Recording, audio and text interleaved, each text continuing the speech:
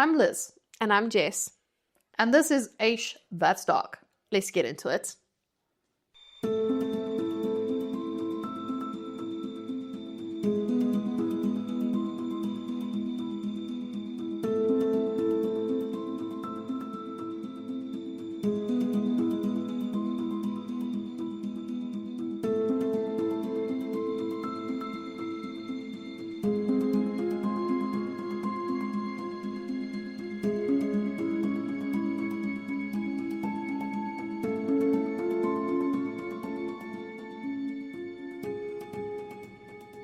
Hello, and welcome back to Aish That's Dark, the show where we sit in a lounge and talk about the most messed up, haunting, deeply South African stories you didn't learn in school. I'm Liz, I've done the research, and I will be leading you through the darkness today because it is part 2 of Spectres of the Cape. And I'm Jess, and I'm here to react appropriately and inappropriately where necessary to the story. I think we found a good balance between appropriate and inappropriate. Yes, I think so. So just to catch you guys up, last week we discussed the Spectres of the Cape, specifically the Castle of Good Hope, about the hauntings, how it originated, the things that went wrong there, more terrible things. But today we're going to continue with part 2. Now, what is part 2, you might ask? That's a good question. Exactly. So, Liz, well, what are we talking about today? So if you can recall, I left all of you guys on a bit of a cliffhanger last week. Yeah, and I was a bit upset about that. I can see it in your face, and I slightly feel bad. I feel bad for our listeners, though, because I'm hearing this a couple hours later. Yeah, this is literally the same day recording. But for our listeners, I do apologize. But that's how it's going to work here. You know, part 1, part 2, we can't give it to you all in one sitting. You know, too much of a good thing is a bad thing. We don't want you to get a tummy ache, you know. Today, we are talking about something that a lot of people didn't even know originated in South Africa. And that would be the Flying Dutchman. I didn't know that originated in South Africa. Neither did I until I did the research for this. That's so cool. So, look at us having a strap cool in. history. Yeah, exactly. South Africa, diverse, rich. Before I do tell you about the ship, I need to tell you about the sea. I'm scared of the sea. Yeah, like we said in episode 1, we have respect for the sea, but we stay away when necessary. Yes. If and when necessary. Most times are necessary for me. Oh yeah, you would Most like. times are necessary for me. Like, let's just dip a toe, and that was enough. Let's just, you know, when you like walk on the sand and you just get the wave that gently goes over your foot, that's me. That's enough Okay, for you. yeah, You're like, I'm overstimulated. It's like I touched the ocean, I'm good. Cool, we can go home now. The closest to getting you to swim in the ocean is getting you to go to an aquarium and letting you pet the rays and like. How did you say aquarium? What? Did I say it wrong? You said aquarium. Sorry, everyone. The Afrikaans came through so violently. I apparently said aquarium. Oh, the aquarium. Is that And then it? you become British. There we go. The shifting of the accents. Right. But let's get back to the sea. The Cape of Good Hope is one of the most treacherous stretches of ocean on Earth. Facts. All facts. It's where the Atlantic Ocean and the Indian Ocean converge. And they do not converge politely. The currents collide. The storms are sudden and violent. Underwater reefs line the coast like teeth. The Portuguese sailors who first rounded it called it the Cape of Storms before some optimist in the marketing department renamed it the Cape of Good Hope.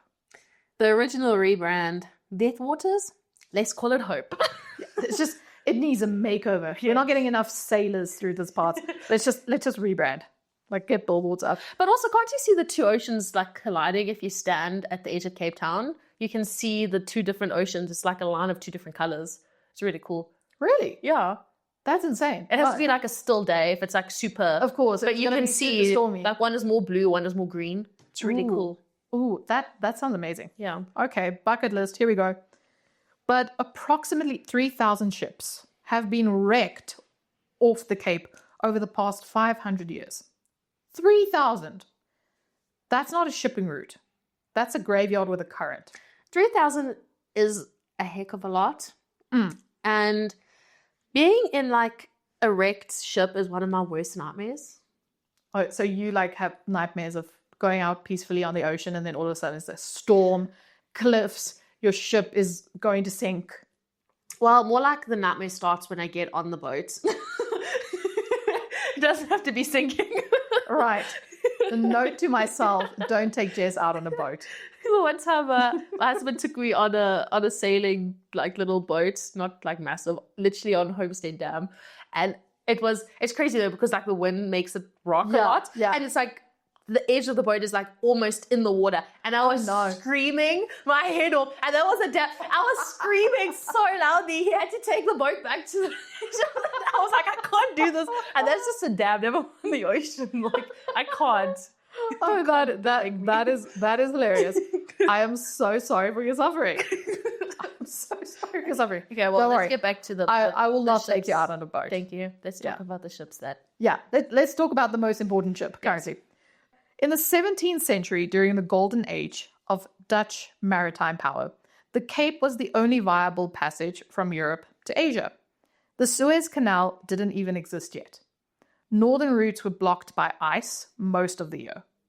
Every single VOC ship headed to the Spice Islands of the East Indies, and they had to round the Cape. Every single one. And the Cape did take its toll on those ships. So it is in this context, centuries of shipwrecks, violent seas, isolated crews spending months away from home, and the psychological terror of approaching a stretch of ocean that had killed thousands before you, that one of the most enduring ghost stories in human history was born. The Flying Dutchman. The Vliegende Hollander. The ship that cannot die. Hell no. This is like immediate, I'm checked out. No, but I'm just thinking, not only are you on a crickety-rickety wooden boat back in the day, which is already dangerous, not only that, but you're going to be going across the Cape, which is known to destroy ships. Yeah. And like, you're there and like, you can't avoid it and you just have to go there. Well, most of these the PTSD these people must have. We live such soft lives in comparison to these people. Well, I have some good news and bad news to tell you. So the good news is those people no longer have to suffer because they're dead. Because this has been years ago. That was decades ago. Yeah. So you don't have to worry for them. As long as they're resting in peace at this moment because they had a... I cannot guarantee that. So no, but I'm feeling quite... also, the ships were mostly rickety. I think those were like gigantic shipping vessels. Yeah, I know, but they're still made out of wood. What else were they supposed to be made of in those times? But I'm just saying, okay, I'm just saying, I was just about to be like, yeah, but the Titanic, I'm like, oh, it's Titanic sick. No, not that one. Nope, not that one. And I'm just thinking of like all the... Yeah, but I get where you're coming from. Sea cruise ships and stuff, it's like all these massive, I don't know, metal, stuff. Yeah. And then like versus... wood, but I know like obviously wood is insane and amazing because they made massive ships out of it, but still imagine how freaky it must have been though, because you're just like sailing, you hear the creaks of the wood of the ship. Oh no thank you. No thank you. You see, it's rickety. Immediately no. Yeah. That is my nightmare.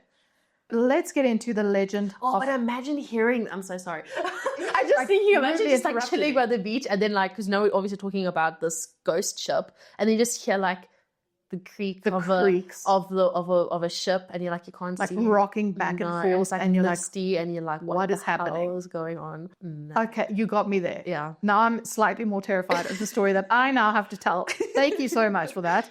Okay, can I continue though? Yes, you can continue. Sorry. Thank you so much.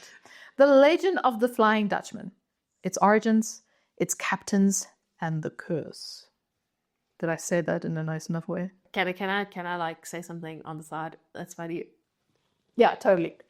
So when I was young, my parents got us the Lego Pirates of the Caribbean game. As kids, we used to play it on the PlayStation 3. It feels like forever ago, but anyway. As kids, I'm sorry, the PlayStation 3. As kids. Yes.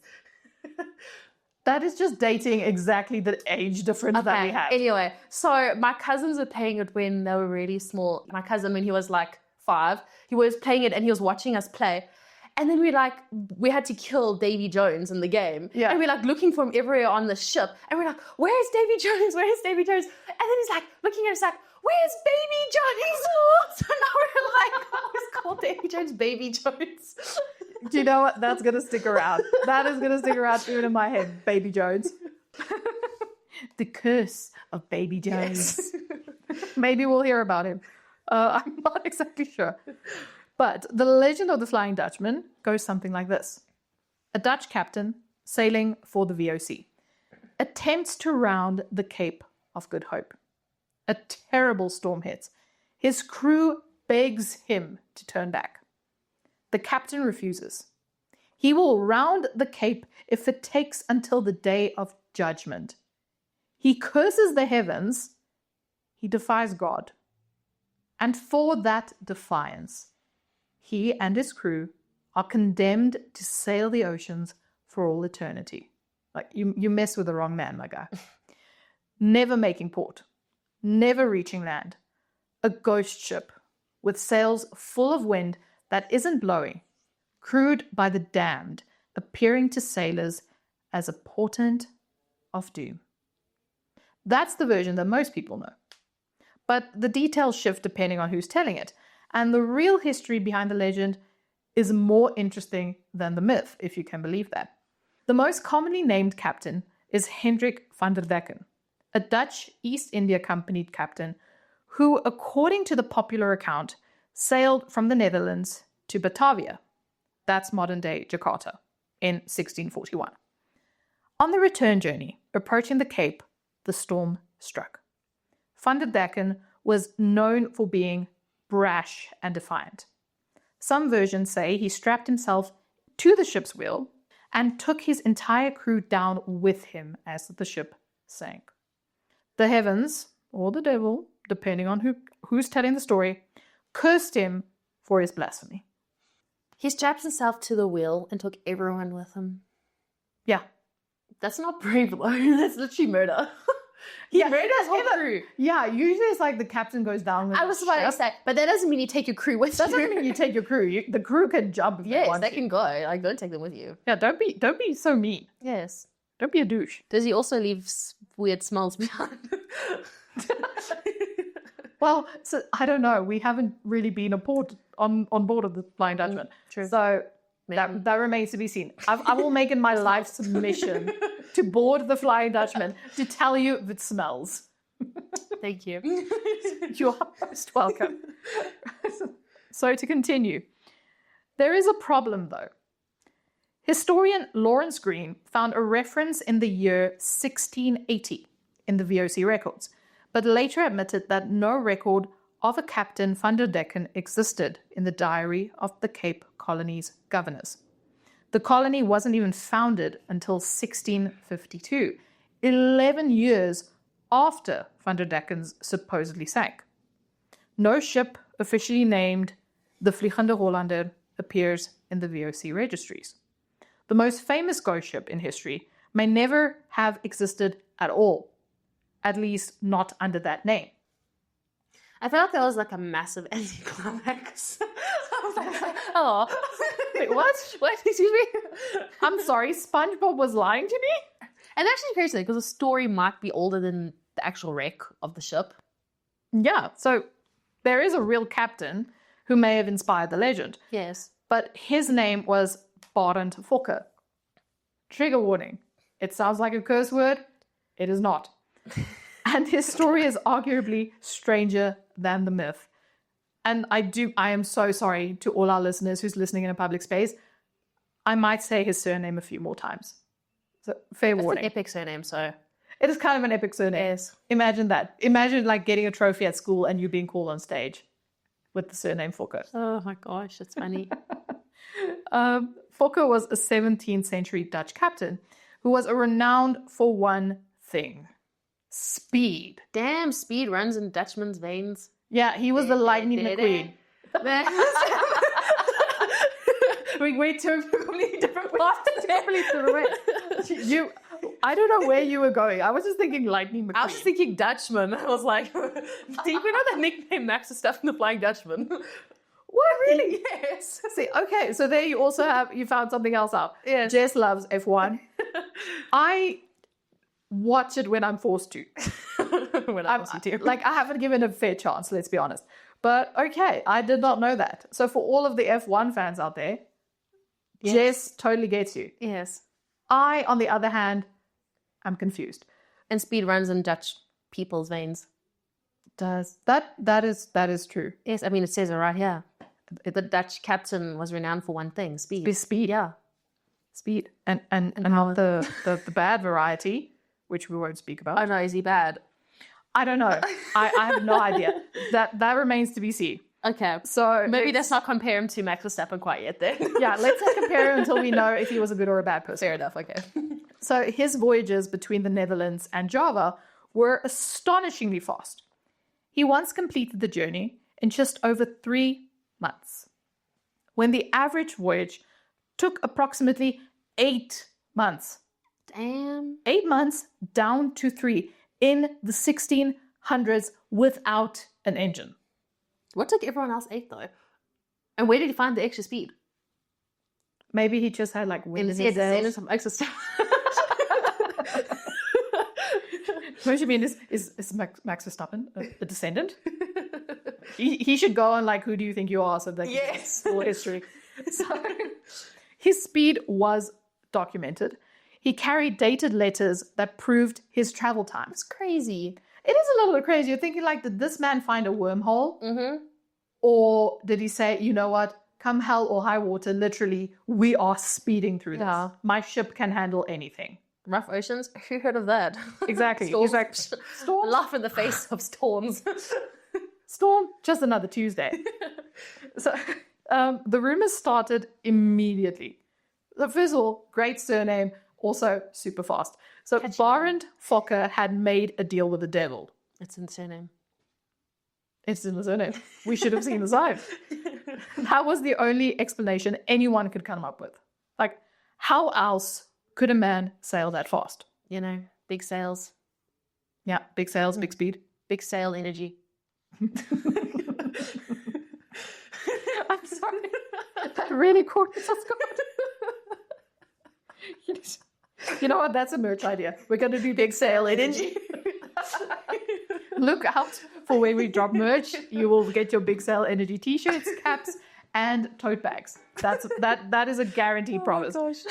So the reality, Fokker had reinforced his masts with iron rods so they could withstand heavier storms. He was just an extraordinarily skilled navigator who understood that if your masts don't break, you don't have to slow down. He didn't die in a shipwreck. He was buried in Amsterdam in the early 1700s. A perfectly normal death for a man accused of selling his soul. I'm sorry. I know he's a great engineer, but I don't know what this is kidding me. Not only has he reinforced his masts that they don't break, but he's got big sail energy. Ladies, some dating advice. Whenever you meet a new man, ask him, is his mast reinforced? Yes. That's how you know if he's a winner.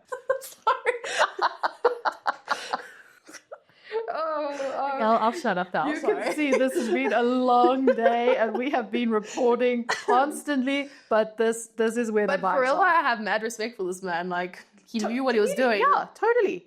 He was a good engineer, like, genuinely. He was skilled. He knew. He was. He saw a problem. He saw a solution. He applied it, and he was like, "I win. Yes. I win. You guys are losers."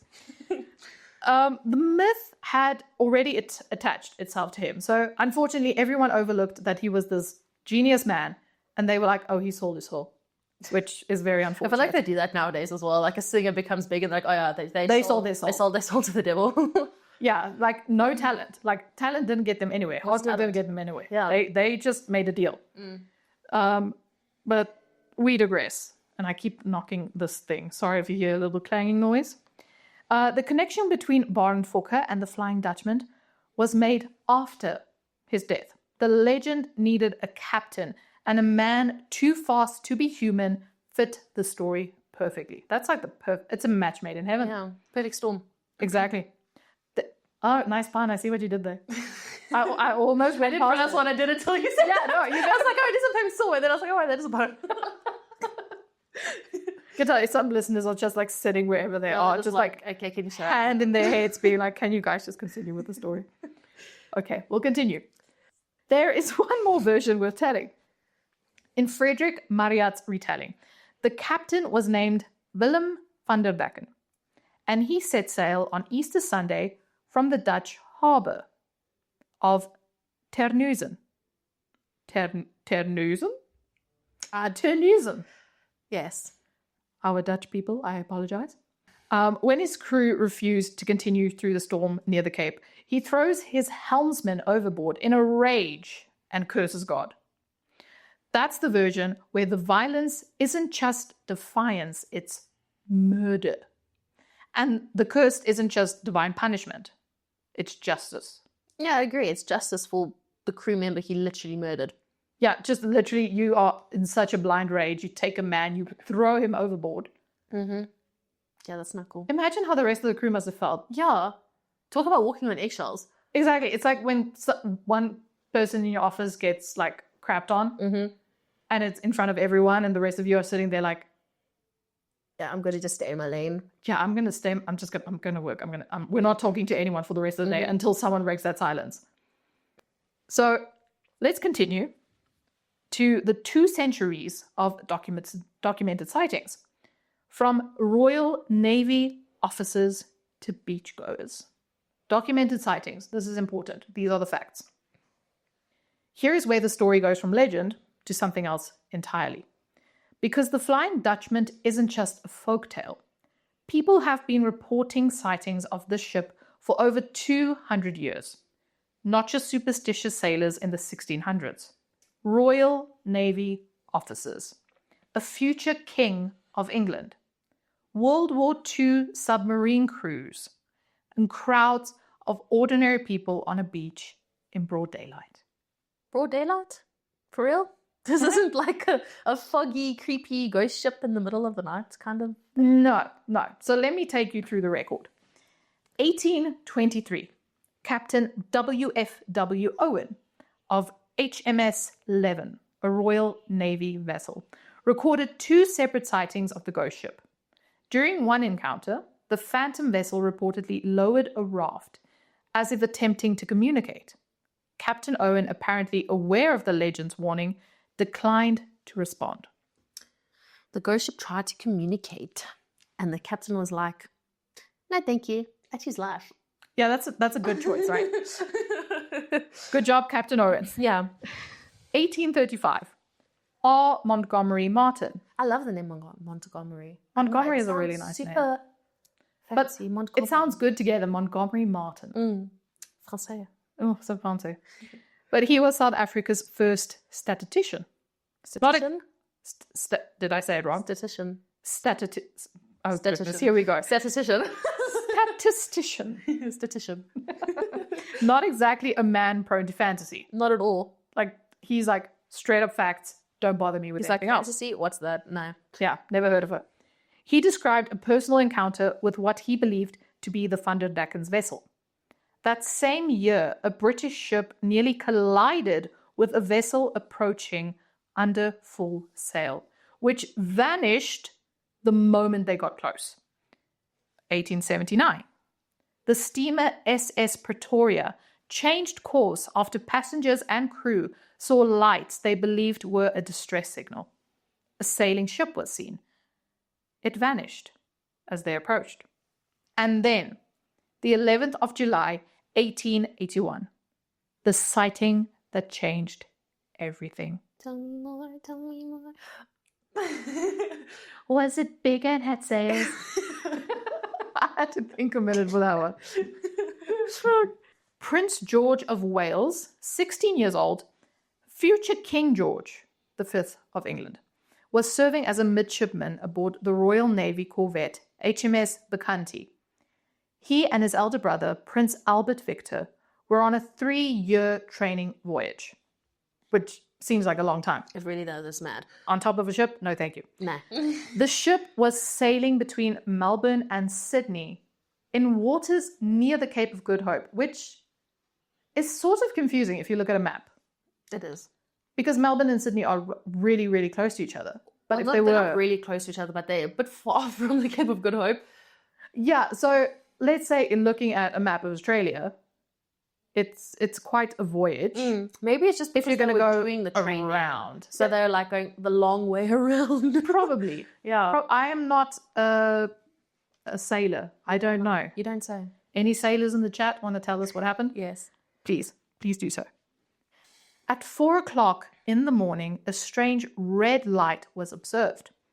Prince George's diary, later verified by the Admiralty for accuracy before publication, described what happened. In the midst of the light, the masts, spars, and sails of a brig, approximately 200 yards away, stood out in strong relief as it crossed their bow. The lookout on the forecastle confirmed it. The officer of the watch confirmed it. The quarterdeck midshipman confirmed it. 13 people in total saw the phantom ship. The companion vessels HMS Tourmaline and HMS Cleopatra, great name by the way, sailing alongside, signaled to ask whether the Bacchante had seen the strange red light. 13 witnesses, 3 ships, a published diary verified by the British Admiralty. This is not a rumor. 13 witnesses on 3 ships, and one of them is a little future king. This, if this was a court case, that's a conviction. Like, those are key witnesses. Immediately. Like, that is a huge amount of witnesses. Yes. And also by a man of trusted authority. Yes, exactly. And then, and this is the part that makes me like go cold. At 10:45 that same morning, the ordinary seaman who had first reported the Flying Dutchman fell from the foretopmast cross trees onto the topgallant forecastle and was killed instantly. The first man to see the ghost ship was dead within 7 hours. He was buried at sea that afternoon. At the next port of call, the admiral of the squadron fell seriously ill. Yeah, I don't have words for that because literally the first person who saw that boat, died the same day. If that's not a curse, I don't know what it is. That's literally a curse. Yeah, that's real time. Yeah, you don't believe in coincidences, and that is weird, to say the very least. Like, but also that's a terrible way to die and to be buried, actually, because I wouldn't want to be buried at sea. No, because what do? That they just throw, like, literally lower a casket into the ocean, or strap you to a barrel? I have no full of rocks? I don't know. That's either way. No, that is a bit weird. That is. I would not want to be buried that way. No, but I want to be cremated one day, so. Yeah, so we'll just throw you in the ocean. Yeah, thanks. No, please don't. All right, noted. I will speak to your husband. Thank you. The sightings continued into the 20th century. In 1939, dozens of beachgoers at Glencairn, a beach near Cape Town, an ordinary South African beach, reported seeing the ghost ship. Not from a ship at sea, from the sand. In 1941, a crowd at the same beach watched as a ship with wind-filled sails vanished the moment it appeared, about to crash onto the rocks. It's terrifying. Imagine seeing a whole ship coming for the rocks. Yeah, like, and then it just vanishes just as it is about to crash into the rocks. Yeah, it took you a while to get there, but you got there. Just like the Phantom ship. Mm-hmm. During the Second World War, the sightings became more frequent. On the 3rd of August 1942, HMS Jubilee was heading to the Royal Navy base at Simonstown when a phantom sailing ship was observed at 9 p.m. The sighting was logged by Second Officer Davies. It was corroborated by Third Officer Nicholas Montserrat, a man who would go on to write The Cruel Sea, one of the most acclaimed naval novels ever written. Davies recorded a schooner of unrecognizable class, moving under a full sail despite there being no wind. The Jubilee had to change course to avoid collision. Montserrat later admitted that the sighting inspired his novel, The Master Mariner. It's just that this ship is being spotted by all like trustworthy people. It's not like a stowaway sort. Yeah, it's not someone who was lost at sea on an island being like, I saw a ship Who's that like never died came of for me. starvation and like hallucinating or something. Hallucinating, dehydrated. The people on ships, people that on you can ship. trust, you know. People sunbathing on a beach in the 1940s, so technically they weren't wearing our bathing suits. So I wouldn't call it sunbathing. But still, those were trustworthy people. Yeah. So it just like kind of confuses the mind a little bit. Yeah. German U-boat crews also logged sightings off the Cape Peninsula during the war. According to Admiral Karl Dunitz, for most or all of these crews, the sighting proved an ill omen. It's the curse. It's the curse. An American whaler in 1911 nearly collided with the ghost ship. As recently as 1959, the crew of the freighter Straat Machelhuis reported an encounter. In 1923, 2 British Navy officers presented formal accounts to the Society for Psychical Research, a legitimate scientific body. 4th Officer Stone documented a 15-minute observation and produced a detailed illustration of the phantom vessel. The helmsman, 2nd Officer Bennett, corroborated everything. 15 minutes.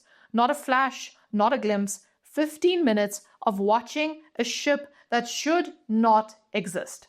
He watched it for 15 minutes and drew what he saw. Do you know if that drawing's available? It probably is. We should try find it and then post it on Instagram. Totally. We'll do that. Look out on our socials. If you see the ship, obviously we found it. If you don't, womp womp. But that's so cool. But that means it really isn't a hallucination because you don't just draw. You don't just see some. Yeah, you don't hallucinate and someone else hallucinates the same thing for 15 minutes. Yeah, that's crazy. Yeah, that's a little bit skin crawling. It's a bit chilling. So let's continue with the science of seeing things. So the Fata Morgana, St. Elmo's fire, and the explanations that don't quite explain? Question mark? Let's see it. I should tell you what the scientists say, because there are explanations and they are actually fascinating. The most widely accepted explanation is a phenomenon called Fata Morgana, a complex superior mirage. It happens when layers of air at different temperatures bend light rays, projecting distorted images of distant objects, including ships far beyond the horizon, into the sky. The mirage can make a vessel appear to hover above the water or glow with an ethereal light. The Cape of Good Hope, with its convergence of 2 oceans and wildly unstable atmospheric conditions, is one of the prime locations on Earth for a Fata Morgana. That's so interesting, actually. I didn't know that was a thing. So Right. you could be seeing a real ship that's actually hundreds of kilometers away and it looks like it's right there in front of you. That's what the scientific explanation That's is. so cool. I didn't know that. But they're like, is it Learning new things. the same at nighttime? I don't think so. But it would make sense for like the beachgoers who've seen it during the day. It would. And then, well, maybe at nighttime, the lights they were using or whatever, maybe that also was a reflection. That is something to be studied further. I'm definitely going to read up more on that. But then also, like, not that I'm taking away from some of the stories, but, you know, if you are on a ship for 3 years... I think You you know, tend to go a little bit I don't know. cuckoo. Yeah, well, maybe you know, like when you look at yourself in the mirror for too long and your face distorts. Maybe it's like that. You stare at the ocean too long and you start seeing things that aren't there. Or if you're like just seeing the same environment day Your after brain day gets after day bored, after day, yeah. your brain gets bored. So that could be, maybe, let's read on and see if that's one of the scientific explanations. But that does, you know, that is a valid point to make. Yeah. Then there's St. Elmo's fire, which I thought was just a movie and a song. But no, it is a weather-related phenomenon where luminous plasma creates a bright glow around a ship's masts during electrical storms. That could explain the eerie luminescence, the strange red light that Prince George described. It does sound rather otherworldly. It does, especially during like an electrical storm, Yes. luminescence. That could well enough be it. And there are psychological factors. So here we go. Exactly what you mentioned. Expectation bias. You've heard the stories. so you see the ship.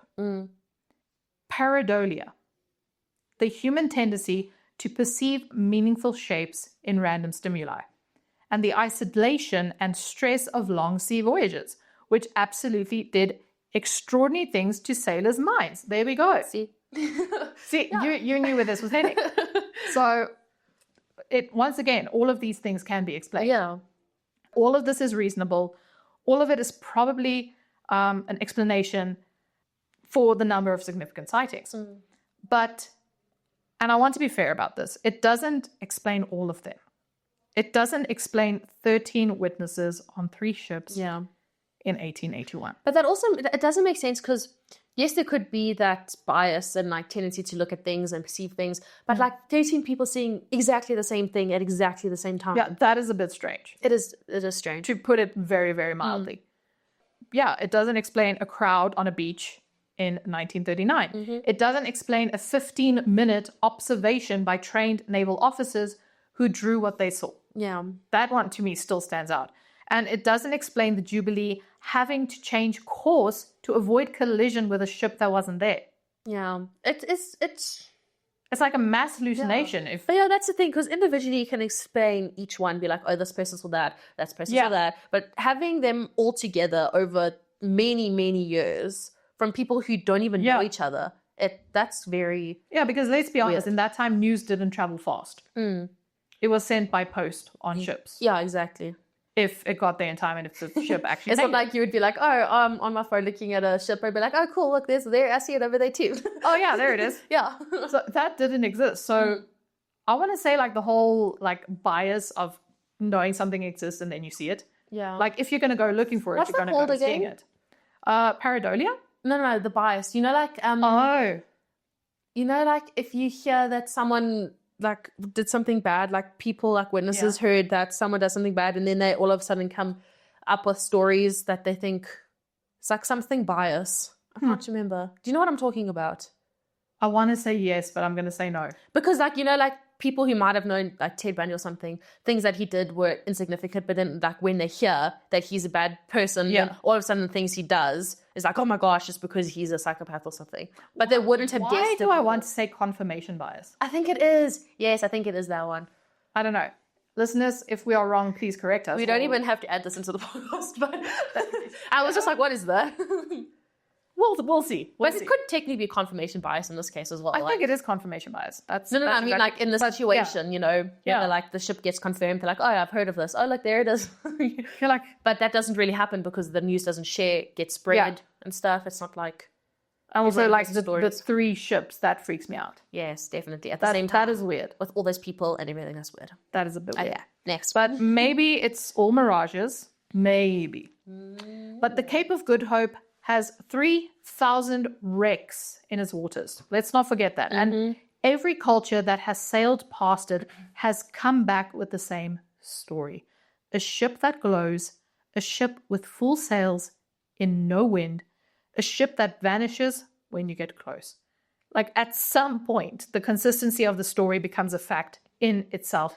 And even if what the people saw isn't what they think they saw, it has become a fact. Yeah, and also when you say different cultures, like every cultures have it, cultures, I think back then didn't interact with each other that much. No. You know, like it was for trading. People like to keep to their own, you know. Yeah. So the fact that different cultures had the same story, it means that there must be something. There's also like something there. Yes. Because if different cultures did, in fact, interact with one another, it was for trading, it was for bartering, and for spices and all of those kinds of things. So for one culture to go and be like, hey, did you see the phantom ship? And the other one being like, oh my gosh, yes. What? It's a little strange. Yes. It's very much strange. But also I think there would have been at certain times if people were if people were seeing weird stuff, describing weird things, they would, I don't know, sacrilege. They would be like, you're a witch. Yeah, they would be either have mental health issues. You're crazy. Asylum. So, saying stuff, I think it must have been harder for people to just say stuff like, I don't know if people would come out with it as much, That is also a possibility, yeah. Because, if it was a woman, she would have been burned at the stake and called a witch or something. Oh, absolutely. Absolutely. The story that ate itself. How the legend became literature, became opera, became Pirates of the Caribbean. Doesn't that sound intriguing? I don't like how you say Caribbean. That is one thing I've noticed. People say it differently because when I grew up, it was Pirates of the Caribbean. Yes. That's how which is what I said. And then some people say Caribbean. I was like, it's Pirates of the Caribbean. And then some people say aluminium and some people say aluminum. Yeah, no, that's also wrong. Yeah. It's potato, potato. Okay, let's carry on. Tomato, tomato. You know, you say potato, I say, what are you doing in my house? So one of the things that fascinates me about the Flying Dutchman is how a maritime ghost story from the 1600s became one of the most retold stories in Western culture. The first known printed reference appeared in 1790 in a travel book by John MacDonald. He recorded that sailors said they saw the Flying Dutchman during stormy weather at the Cape. In 1795, George Barrington attributed the superstition to Dutch warship sailors. The first full narrative version was published in Blackwood's Edinburgh magazine in May 1821. A story called Van der Decken's Message Home, or The Tenacity of Natural Affections.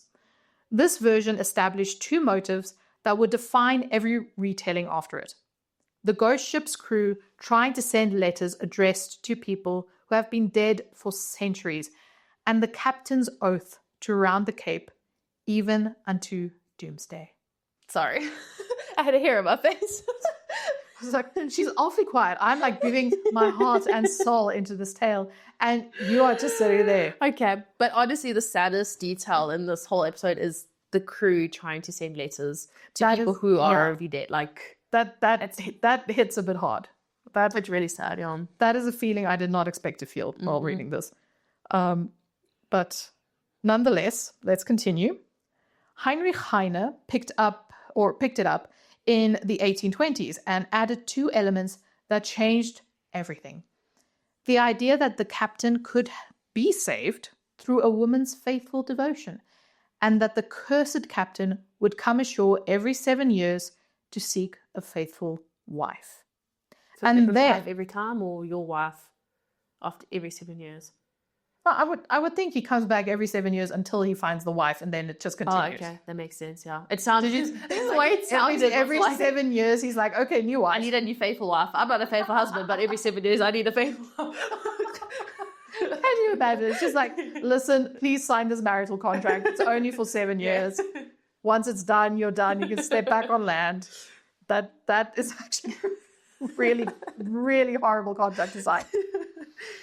Then Richard Wagner turned it into an opera. Dat Vliegende Hollander first performed in 1843. It became the most culturally influential version of the legend, and it is still performed today. Edgar Allan Poe alluded to it. Frederick Marryat wrote a full novel, Samuel Taylor Coleridge's Rime of the Ancient Mariner borrows the curse at sea motive. Pirates of the Caribbean built an entire franchise around it, and even SpongeBob SquarePants has a Flying Dutchman character who we all know and love. SpongeBob. We went from a cursed Dutch captain to SpongeBob. What an incredible cultural journey. See, it's just like... It's everywhere. All cultures, as they said. It joins us as a nation. It does. So it is absolutely incredible how everyone just adopted this into their own narrative. A South African ghost story, born from the convergence of two oceans, 3,000 shipwrecks, and the terror of rounding the Cape, became one of the most recognized legends on Earth. And the funicular at Cape Point is named the Flying Dutchman. KLM, the Dutch airline, named their frequent flyer program after the ghost ship.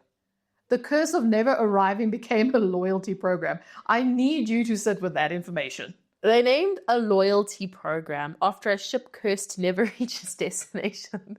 Has nobody at KLM read the story?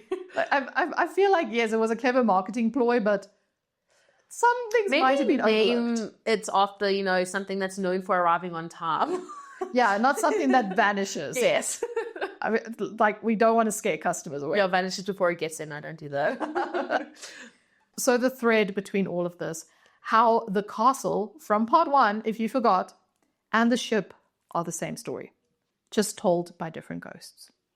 Here's what I keep coming back to. The Castle of Good Hope and the Flying Dutchman are not two separate stories. They are the same story, told from land and from sea. Both emerge from the Dutch East India Company's expansion around the Cape. The castle was built to service and protect the trade routes that the Flying Dutchman's captain sailed. The enslaved people who constructed the castle's walls came from the same regions: Madagascar, Mozambique, the Dutch East Indies, to which VOC ships like the Dutchman were bound. Governor van der Noot's death and the alleged sinking of the Van der Decken ship share the same moral architecture. Arrogant men who defied natural and divine law were destroyed by their own hubris. The curse on the gallows, the curse in the storms, both stories say the same thing. This place will not forget what you did here. This place will not forget it. That's literally it. To let it go. Like, That's literally it. And I think that's what the ghosts of the Cape are really about. Not whether they're real, whether the place remembers, whether 4 centuries of enslavement and drowning and shipwrecks and cruelty and defiance leave something behind in the stone and the water, whether the geography of the Cape of Good Hope, its convergent oceans, its unpredictable storms, its positions at the edge of the known world, created the perfect conditions, not just for shipwrecks, but for stories. Stories about the dead who won't rest because the living haven't finished reckoning with what happens. that is such a powerful statement, saying the living haven't finished reckoning. I think that's true of a lot of South Africa, not just in the Cape and the story. A lot of things that are still affecting South Africans today. It's like we're still dealing with the reckoning of it all. Definitely. For now, the Castle of Good Hope is still standing at the center of Cape Town. It is the oldest surviving colonial building in South Africa. It houses the Castle Military Museum and the Izoku William Fair Collection. It was declared a national monument in 1936 and is considered the best preserved example of a Dutch East India Company fort in the world. You can visit, tours run daily, the night guards still work the 2 to 4 a.m. shift. Creepy. The Flying Dutchman has not been officially sighted since 1959, when the crew of the freighter Straat Magelhuis reported an encounter off the Cape Peninsula. But the legend still persists. It is South Africa's most famous haunting. And if you stand at Cape Point on a stormy evening and you look out at the water where the 2 oceans meet, well, people have seen things there before. In 2010, Ghost Hunters International investigated the castle and detected unexplained sounds and temperature anomalies. The Donker Gat remains. The bell tower remains. The rooms that have never been opened are still bricked shut. Some things stay buried and some things don't. So this is the part of the show where we come back to the people, because that's what all of this is. Underneath the ghost stories and the legends and the opera and the Pirates of the Caribbean franchise, there's people. The up to 60,000 enslaved people. I still can't wrap my head around that. 60,000. You know how many 60,000 people is? It is ridiculous. It's insane.